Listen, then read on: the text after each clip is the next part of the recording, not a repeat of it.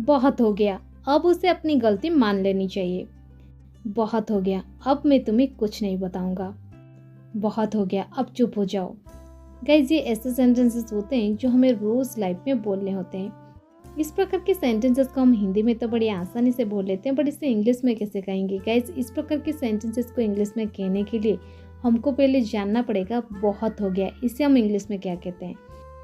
बहुत हो गया सिंपली इसे हम इंग्लिश में कहते हैं इट्स एनफ। It's enough. चलिए इसका कंप्लीट स्ट्रक्चर देख लेते हैं। पहले आपको यूज़ करना पड़ेगा इट्स एनफ, इसके बाद कंप्लीट सेंटेंस जो आप बोलना चाहते हैं। चलिए कुछ एग्जाम्पल के मदद से इसे और भी बेहतर समझने की कोशिश करते हैं।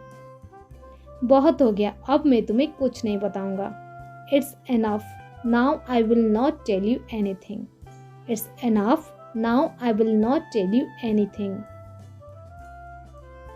बहुत हो गया, अब उसे अपनी गलती मान लेनी चाहिए। It's enough, now he should accept his mistake. It's enough, now he should accept his mistake. और you can say it's enough, now he should admit his fault. It's enough, now he should admit his fault.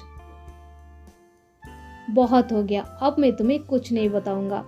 It's enough, now I will not tell you anything. It's enough, now I will not tell you anything. बहुत हो गया, अब चुप हो जाओ। It's enough, now keep quiet. It's enough, now keep quiet. Or you can say it's enough, now shut up. It's enough, now shut up. बहुत हो गया, अब पढ़ने बैठो। It's enough, now sit down to study.